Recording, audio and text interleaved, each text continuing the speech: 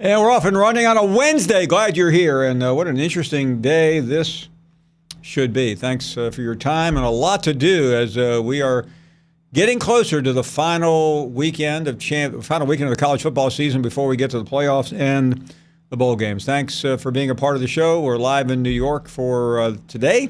But let's get started now with some headlines that may or may not interest you. But we think they will. Georgia defense, LSU hasn't seen us yet. Well, a lot of talk, a lot of chatter.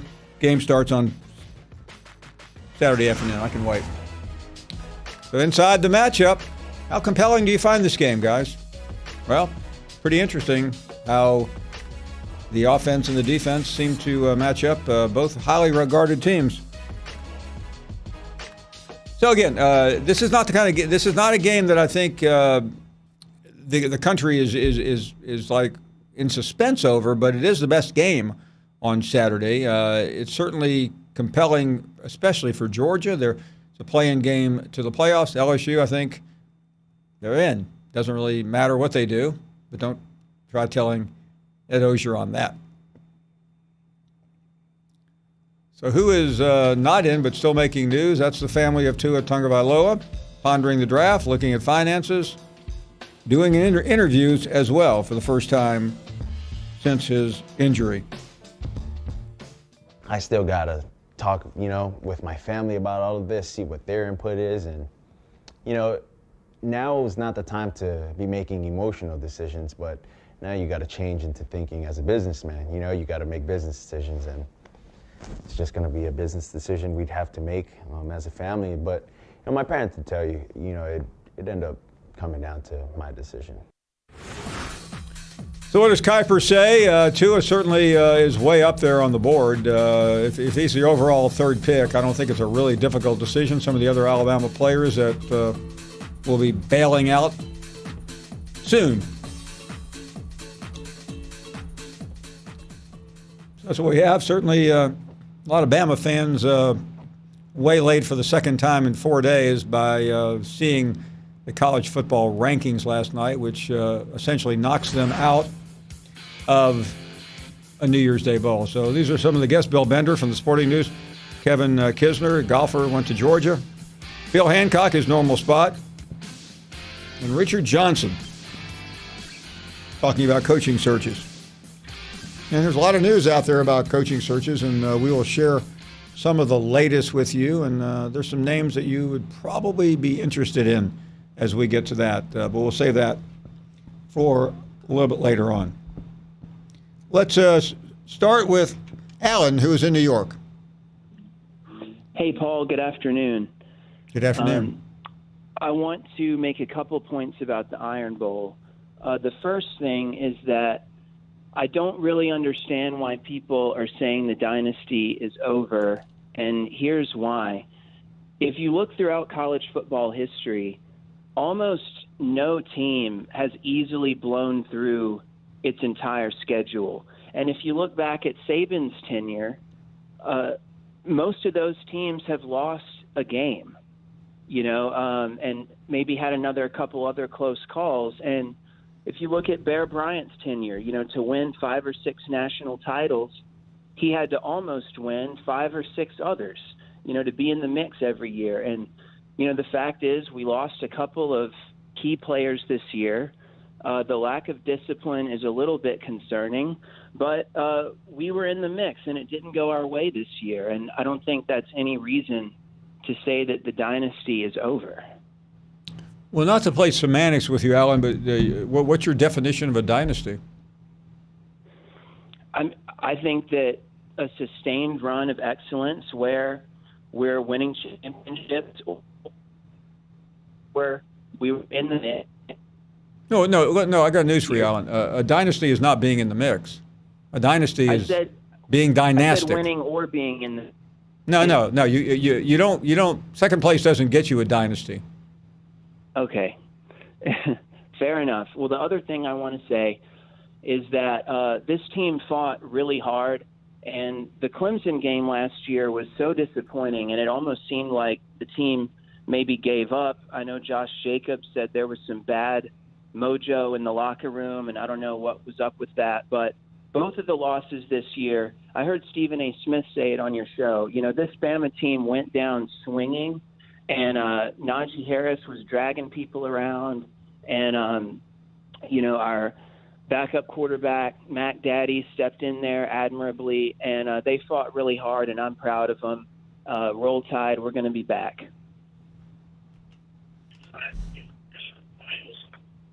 Paul. Ryan is up next. Hey, Ryan. Look, man, I just got a question. Where's Larry and Bobby and Joe and Dominic and Jim and all those guys? I don't know. I'm only responsible for being here. I'm not responsible for those who call in. I'm just asking. Larry was talking pretty big on Thursday, and now I guess he's off in the lake fishing with no cell service. I don't know. Well, you just heard the guy a minute ago, Ryan. The dynasty's still alive and well because they were in the mix. What's Alabama right now? The 11th or 12th team in the country? That's not exactly being in the mix, is it? No, I do not think they're in the mix. Maybe they'll be back next year. Yeah, I'm sure they will. That's the good thing about sports. There's always next year. Yeah, but you can be if you're a dynasty, you better come pretty close to winning. You better not be playing in Cincinnati, on the Citrus Bowl on New Year's Day. Jason is also in New York. Good afternoon to you. Thanks for having me on again, Paul. I appreciate that. Just a quick question on the Mizzou coaching search. Yep. Reports today out there, many reports about Jim McElwain actually being a candidate for the Mizzou job. I just wanted to hear your thoughts on, do you think, because we saw Muschamp go from Florida to South Carolina, and he's kind of gotten stagnant there. Do you think McElwain could have success at Mizzou, or do you think he'd struggle there? I don't think he would have success at all. I'll tell you a name to keep your eye on is Steve Sarkisian. Okay. Interesting. I think Steve Sarkisian is a name that interests Missouri. I don't think McElwain is to me, I wouldn't hire McElwain to be a head coach after what he did at Florida. I know he's done a good job at wherever Central Michigan. Central Michigan last year they won 1-11. This year, his first year, I think they went 8-4. So Mac's a good coach, but he's not. I don't think he's cut out for the SEC any longer. Sarkisian, remember, was a coach at University of Washington. He was the coach at USC, and until he had his personal problems, he was considered a very, very good coach. Thank you for the call. Larry is in Virginia. Hey, Larry, welcome to the show. Hi, Paul. First-time caller. Paul, great to have you on. Quick question about Nick Saban. Everybody, well, not everybody, but a lot of people are claiming him to be the best coach ever in college football. And there's no question he's had a remarkable run at Alabama. However, if you look before Alabama, if you look at Michigan State, it was pretty mediocre. You look at LSU, he won a national championship, but his overall record wasn't all that great. And he was a dismal failure in Miami. I can see somebody saying maybe he's the greatest coach in Alabama history, although that may make Bears fans a little unhappy.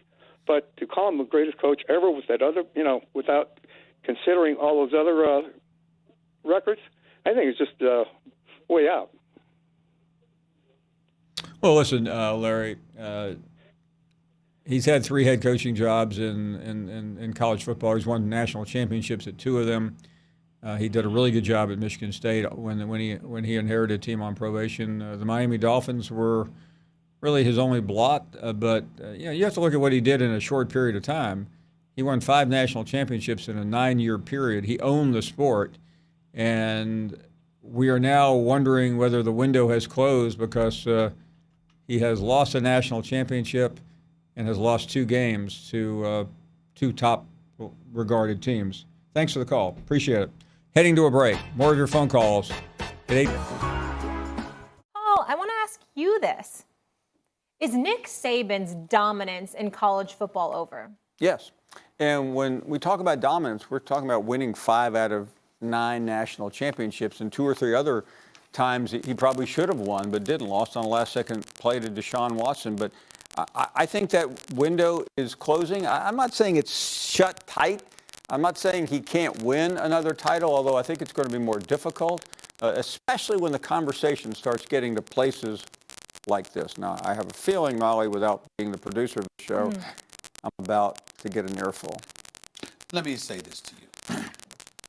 Shockingly, I'm not going to sit up there and act like your argument is devoid of merit. Of course, you make the point. Here's my issue. We really don't know. And the reason why we don't know is because we got to look at everybody else. You sure Ed Egeron can continue to do what he's done this year at LSU? Are we sure that Kirby Smart can be that guy? In other words, he's the guy that coached under Nick Saban. Has not knowing ever stopped you from giving an opinion? No, not at all. Okay, And I'm not I just saying wondered. that. No. But what I'm saying to you is I'm making the argument that I'm not closing the door on Nick Jury's still Saban out, yeah. because my whole point is I don't know about those other. Now, Dabo Swinney's a different matter. Why? Because of the 67-4 record over the last 4 or 5 years. Because of the 27-game winning streak. Because of 2 national championships. Just as many postseason appearances and just as many titles as Nick Saban. But outside of him, I am saying to you, it is entirely plausible to me that we could see a run taking place over the next 3 or 4 years where it's Dabo and it's Nick Saban all over it. What did I say heading into this college football season? And what has the theme for me been the entire time? Are we still in the Nick Saban era, or have we entered the Dabo Swinney era, right? And Paul is right. I tweeted out as soon as it happened. The second Alabama loss says now we're at the end of the Saban era. He is a powerhouse. Look, Saban deserves a ton of credit because it's not just recruiting; it's also coaching. Sure. He can coach him up. I saw Hembo sent out a tweet yesterday, I think it was, comparing Ohio State to Michigan. They have roughly the same number of top recruits every year, but Ohio State's always go to the NFL, it seems, like at a rate of 3 times what Michigan's go to. That's about coaching. So it's recruiting and coaching. Saban's great at both. What about Tua getting hurt? But hold on. But I mean, that's major. His starting quarterback got hurt. yes, starting quarterbacks get hurt sometimes. But that's not the point I'm making right now. Recruiting and coaching. Saban was a titan among even the best coaches in both categories. No more. Welcome back. We're live in New York today, and of course, this is Wednesday. Friday, we will be in Atlanta for the SEC championship game. Larry is up next in Alabama. Larry, go right ahead. Hey, Paul. Are you there? Yes. I just want to tell you something. I've always liked and admired and respected your opinion. I read all your articles back when you were just a Post-Herald writer. I started listening to you on the radio when you first came on, and I watch you every day just about on TV. I've met you 3 times personally, bought your book, stood in line.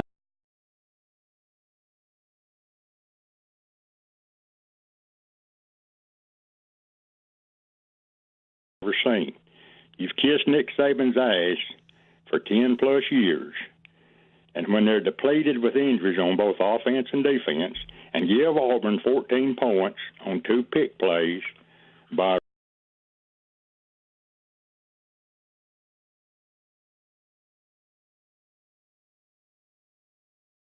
lose you TV show. Just for the record, Larry used 2 obscene words, and that's why we weren't able to finish his commentary. Sparrow is up next. Sparrow, go right ahead. You're on the air. Rough day already, huh, Paul? Sounds that way. How are you? Hey, my friend. Well, I mean, you're getting lambasted with the Saban stuff, and you had my blood pressure going yesterday. I mean, you know, Clemson and any other team who gets to the top is going to learn. They're going to start stealing your coaches. You're going to lose your good players. You're going to go in cycles, and that's what's going on, Paul. And, yeah, Saban's old. He's got a legacy to leave, and his job now is to hang in there and raise someone up to take his spot. You know what I mean? And I think you've been a little rough on him, and I think you get more disappointed in him than we do. You know, the ones out here cheering him on. So I think he's hurt your feelings by not holding up to an expectation. And when you're sitting on his boat with him this summer, if he puts you in a dinghy and puts a moon pie in your mouth and shoves you out to float around all day, maybe you'll get the message. Paul, don't give up on Saban, man. He's our... Thanks, Beryl. Appreciate the call and the advice. Tony is up next in San Diego. Hello, Tony. Hey, Paul. How you doing today, sir? Okay, thank you. Thanks for taking my call, Paul. Hey, Paul, just wanted to try and clarify our short conversation on Monday. I think you might have interpreted me saying that I was blaming all our issues on the injuries, because shortly thereafter you said on television, you know, hey, everybody knows about injuries, da-da-da-da. I got text from all across the country, and even one of my doctors who's a big Blue fan says, you didn't say that. So I just wanted to give you the benefit of the doubt, and I'm guessing, because I know you have an earpiece in your ear, and maybe someone was saying something to you from the producers, and you didn't hear exactly what I said. And I just wanted to, I'm a Southern gentleman, I just wanted to give you a chance to let's have a discussion and clarify it, because what I was trying to say is that maybe Pete Golden is not the magic man we all think or thought he was. And point being that, you know, we know what Kirby Smart did when he was with us. We know what Jeremy Pruitt did when he was there. And I know Pete Golden is an excellent recruiter, but maybe just a little bit, some of the cracks, maybe he's in over his head, and maybe he's not what we think he is. And I basically wanted to get your opinion on that, Paul. Listen, I don't know Golden. I know Nick Saban was extremely fond of him and really wanted him to be in that position. Totally. And to succeed. I talked to an NFL GM yesterday who had conversations with Saban about Golden about a year ago.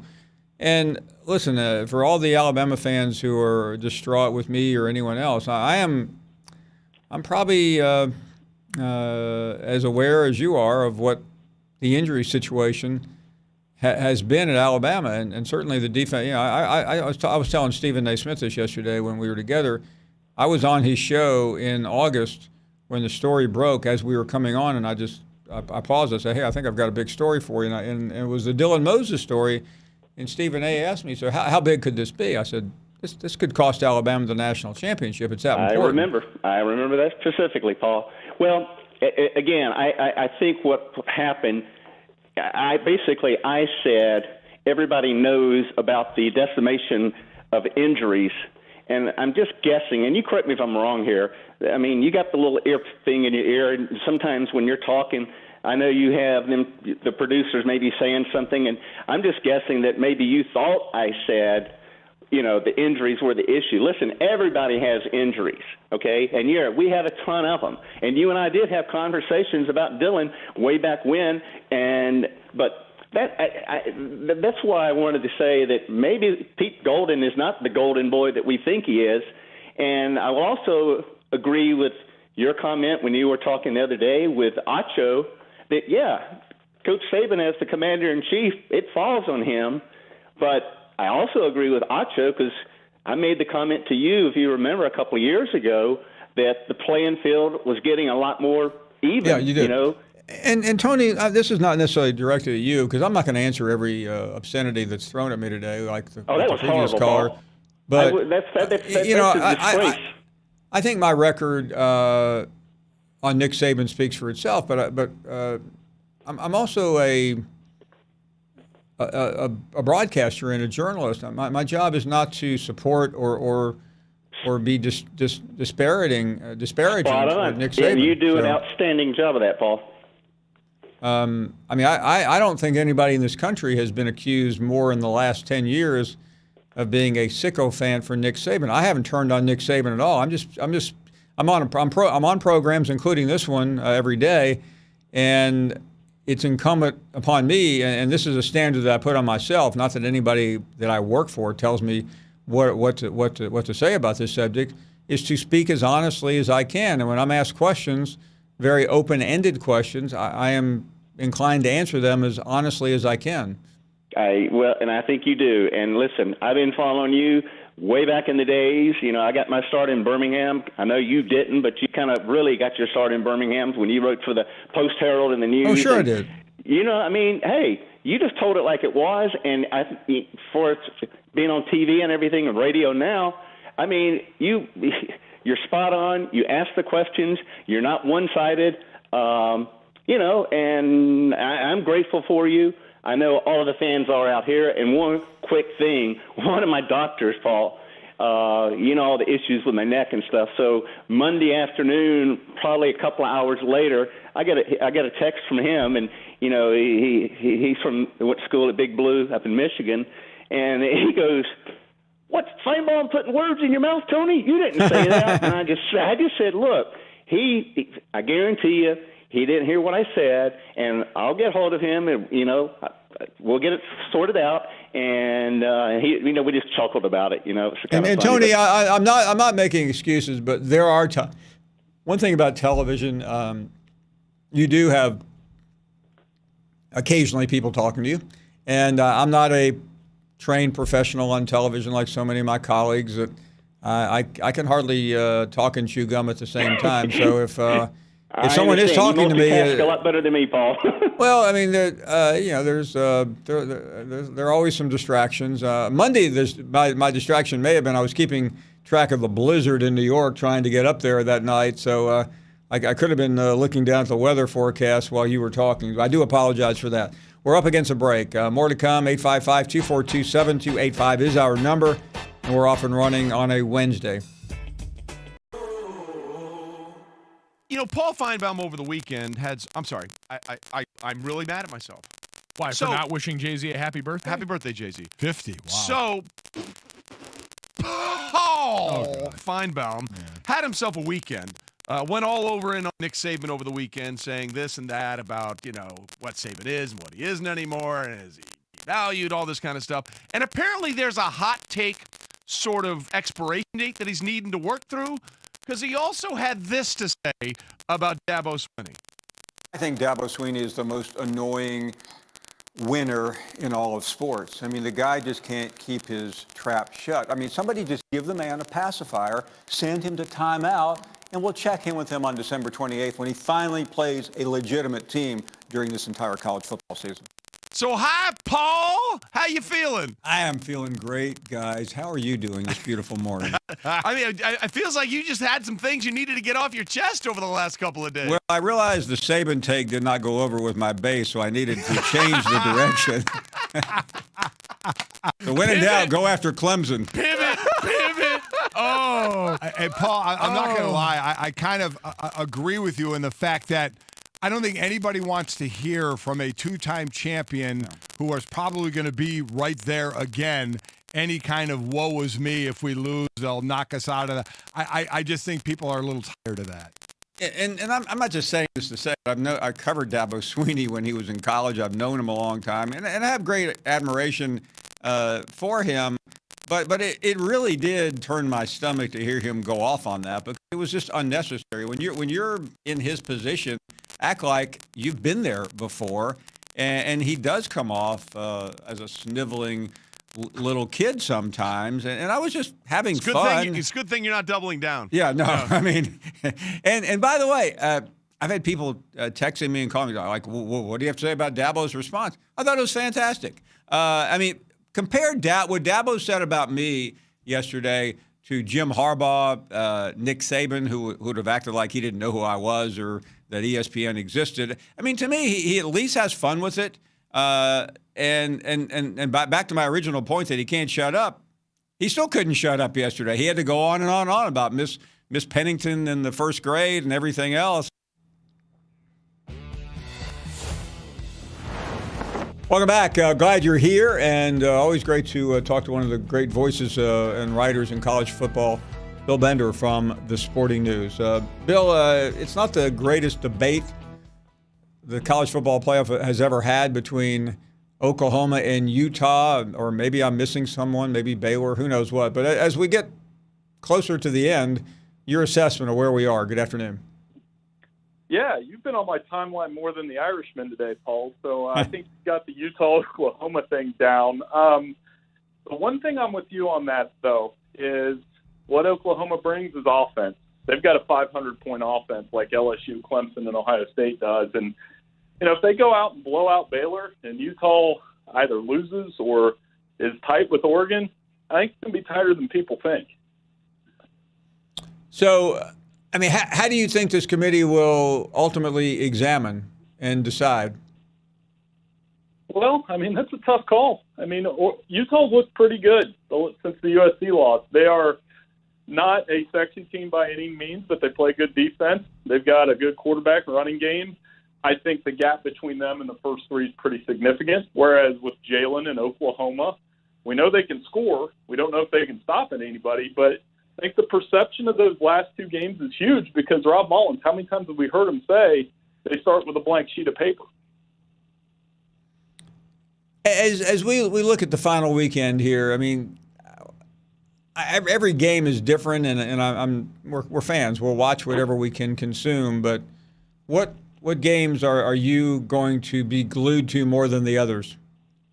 I think the SEC championship game's huge because, I mean, that's really the ultimate piece. If Georgia wins, then the networks get what they want because you get four huge brands. You get the possibility of Justin Fields versus Jake Fromm. You get LSU and Clemson. That'd be ridiculous, and the ratings on these games would be absurd. So I think that's the one game that, as usual, Paul, and I looked this up, since we've had the college football playoff era, there have only been 3 conference championship games where you could say with both teams you win and you get in.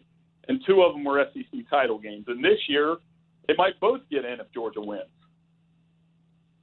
Yeah, no, it's true. I mean, in the old BCS era, we had 2 consecutive years, or really 3 years, of it being an elimination game, which made it pretty high drama with the Alabama-Florida games and obviously the Alabama-Georgia game. But, I can't think of too many times where both teams were ultimately in consideration. Well, the only other one, I was at this one, it was Michigan State and Iowa back in 2015. And the winner was definitely in, the loser was out. It was a great football game. It was boring for 3 quarters, and then Michigan State had a 20-play drive to win it. So, I mean, that's part of the problem with the disconnect between the playoff and the conference title games. I mean, when you have 22 conference title games and only 3 of them have those stakes, I think that's why we get into that 8-team argument so much and expansion and all those hypotheticals we love to do on this week. Bill, let's switch to coaching carousel because there's some jobs out there that fan bases are interested in, but from a national standpoint, how would you rank the openings, and do you see anything else dramatic happening as we head into the final weekend? Well, I mean, I can't say you can tell just because I didn't expect Chris Peterson to resign this week. And then all of a sudden you're talking about a guy that had over 100 wins and winning percentage up there with Saban and Dabo, and he's out. I think these SEC openings, I was surprised by Ole Miss. I thought they should have held on to Matt Luke. The other 2, I mean, if you're asking me to pick between Arkansas, Ole Miss, and Missouri, I think Missouri would be interesting just because you can have some success there if you get the right coach. And they've proven that. I mean, they've been to SEC championship games. No doubt. Do you buy the story out there that Mike Norvell is heading to FSU the second his game's over? It'd be a good hire.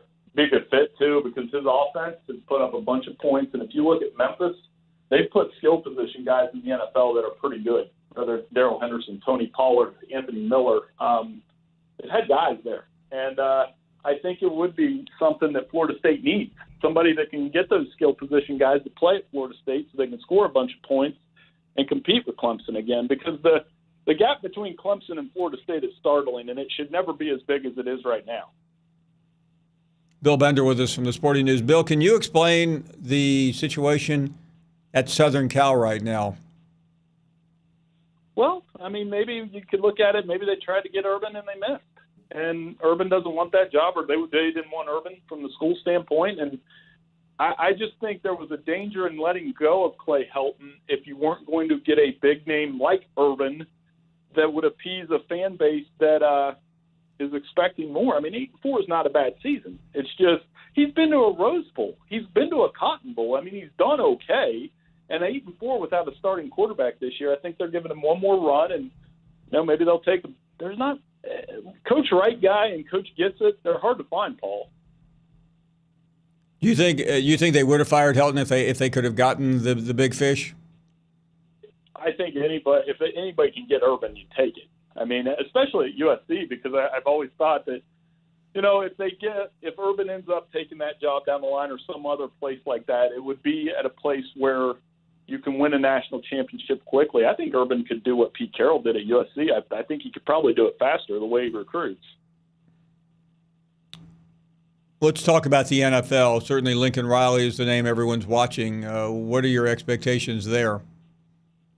I think the Cowboys should go after a college coach, whether it is Lincoln Riley, whether it is Urban Meyer, whether it's Ryan Day. I think they should make a hard push for a college coach because Jason Garrett's days seem numbered. And they've had success in the past with college coaches, whether it was Jimmy Johnson or Barry Switzer. I mean, Barry Switzer, the Cowboys have enough talent that I think if you bring in a coach like that, they're not going to mess it up. And I think Lincoln Riley is probably the one that's most interesting because of how good he is with quarterbacks.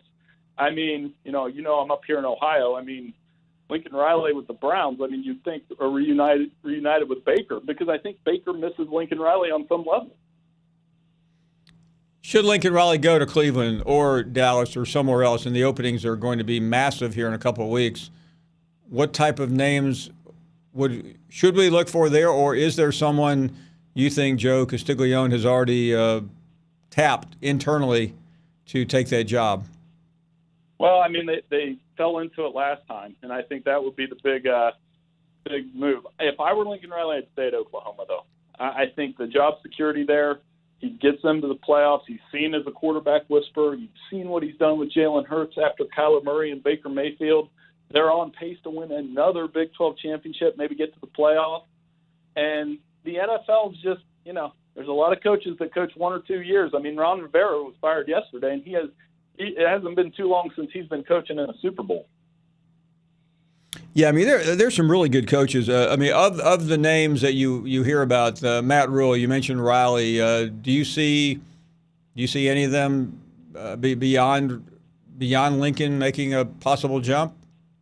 I think those are the ones to watch because their offense works. Matt Rule, I mean, obviously last year interviewed for the Colts job. So, in the quick turnaround he's engineered in Waco, it's going to generate some interest.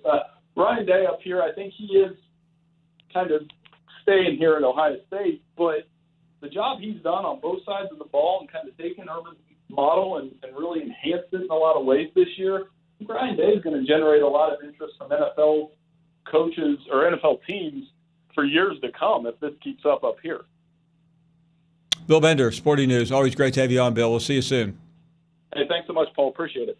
Yeah, I mean, we're about to shift into the coaching carousel season. I mean, you know about the jobs here, but people within the industry do believe Norvell is heading to FSU. I know Ole Miss, I know Arkansas, both covet him. Probably not happening. Lane Kiffin is a name that we keep hearing, not only at Arkansas, maybe some interest at Ole Miss as well. Certainly, Ole Miss is probably a little more attractive right now than Arkansas. In fact, Dan Woken,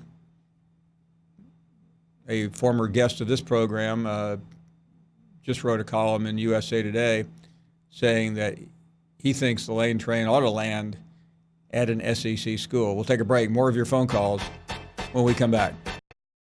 To say we had a great Thanksgiving weekend, right? Yes. Whenever you get away, you get together, you all have fun. Right. I'm not sure anybody had more fun over their Thanksgiving weekend than our next guest, and that would be Auburn head coach Gus Malzahn, who joins us on the Shell Pennzoil Performance Line.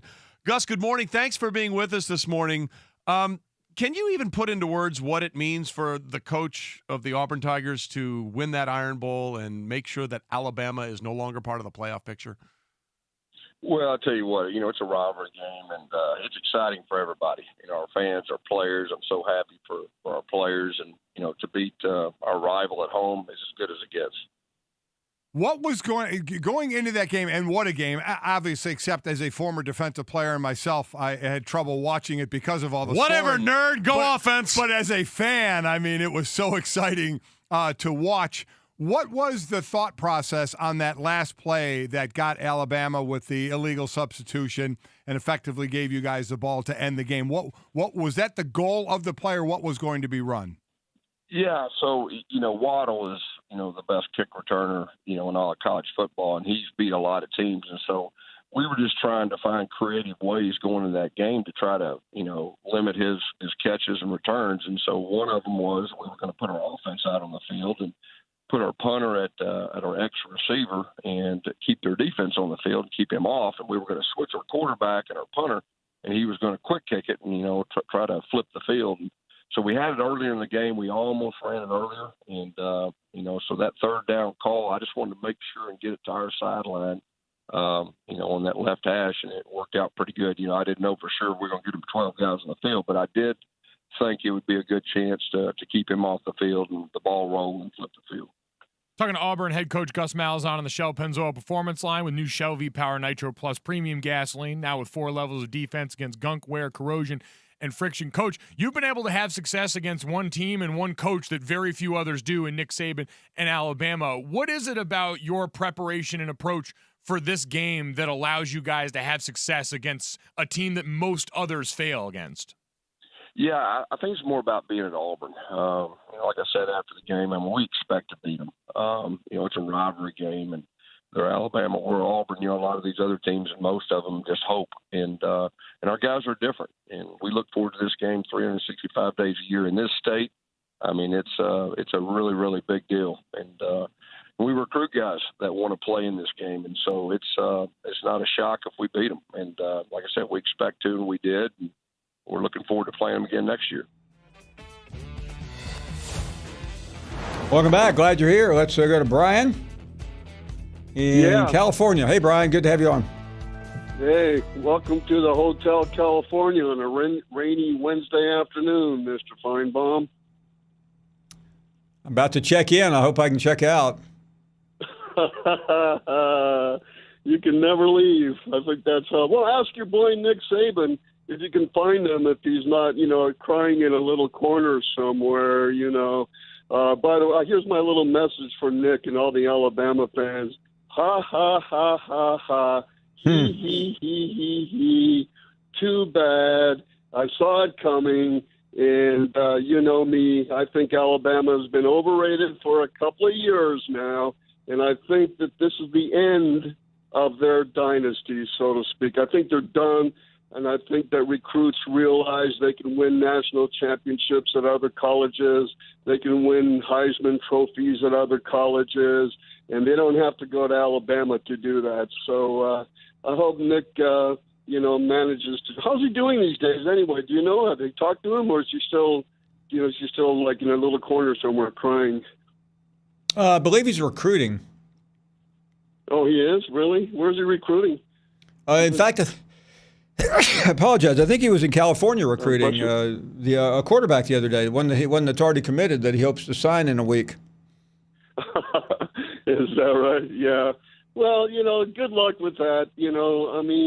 I'm not sure it's going to make that much of a difference. Like I say, I think, Alabama's been exposed the last couple of years and as being the pretenders to the throne that they are. Nick Saban is not the greatest. Hey, Brian, listen, you say the pretenders to the throne. Alabama still won 2 of the last 4 national championships. Yeah, they got lucky, too. They got lucky against Clemson and they got lucky against Georgia. Everybody knows that. Everybody knows they got lucky. It wasn't them winning. It was the other teams losing. Sure, they won a couple of championships legitimately, but most of them, the other teams lost. They choked rather than Alabama winning. You know that, Paul. You know that, dude. That stupid play before halftime. Remember that pass? I got it. That was a 4th down pass, ridiculous at midfield, which was ridiculous right there. That lost them the game, momentum. Clemson should have beat them a couple of years ago. You know that too. So okay, they won a couple of them, but Nick Saban is no Bear Bryant. and he's had some luck, and that's fine. Luck comes with championships, and I understand that you have to be a little bit lucky, but the reality is that Alabama's has been overrated for a few years. Nick Saban has been overrated as a coach for a number of years, and I think this year we're starting to see that. And I think in 2 years, Nick Saban is going to be gone from the Alabama program because they're not going to make the playoffs again next year, and he won't be able to handle the pressure. I mean, this guy always looks like he's crying on the sidelines. No matter what happens, he always looks like he's crying. And I think he's got a good reason to cry this year because he finally got exposed for being the pretender that he is, and Alabama has been shown to be not invincible. And it's going to happen next year. They know how to beat them now. So I think in 2 years he won't be able to handle the pressure, and he'll resign, and he'll end up, going on vacation somewhere and drinking some pineapple Mai Tais or whatever it is, and maybe he'll resurface in another 5 years or so at some little college or a high school or something, which is where he deserves to be. Hey, hold on a second. Hold on a second, Brian. Somebody wants to talk to you. Sure. Yeah, Brian, you sound like you're Adam Schiff's houseboy. You're over there in the left freaking coast laughing at Nick Saban. What in the hell have you done except get on the radio and act like a complete fool? That's what you are, Brian. A total imbecile. You are crazy as hell. Nick Saban's forgotten more about winning championships than any of you people out there will ever know. And why don't you go back to Adam Schiff's house and suck up like you do wherever you go? I mean, you're a complete nut. How can you? I don't know what Adam Schiff has to do with this. That's he's from California, just like you are. Huh? He's from the left freaking coast, just like you, where all the nuts live. All you nuts let me ask out you there. a question. Let me ask you a question. Go ahead and ask me a question, you dummy. Go ask me a question, you dummy. Sure. What's Alabama's rank right now? I'm not talking about Alabama. Alabama speaks for itself. Nobody. Who in California? I'm just asking you a simple question. I mean, you can't answer a simple question on Alabama. What's their rank right now? What's their rank? Listen, 5 or 6? They scored without the quarterback, without many players on defense. They scored 45 points and almost beat Auburn, which is a good team. Now, great game. Great game. I was so happy. It was so wonderful to see. You're Auburn. Stupid. You're an imbecile. There's no use in talking to you, but I want to let you know we here in Alabama don't buy your crap. You're a left coast goon. You're a left coast geek. You're an idiot. I was so happy when Auburn beat Alabama, dude. That's my highlight of the year. Hey, Brian, you think anybody here cares what you are? Nobody cares about a fool like you. But you are a fool. I want you to know you are a bona fide dumb fool that thinks you know nothing. You know nothing. I know why nobody cares because they're too busy crying in their beer right now because Alabama missed the playoffs. Wait a minute. Let me ask you a question, Brian. Let me ask you a question, okay? Sure. Okay? Yeah. Okay. Where have you seen Nick Saban crying? He cries all the time. His face, he always looks like he's crying.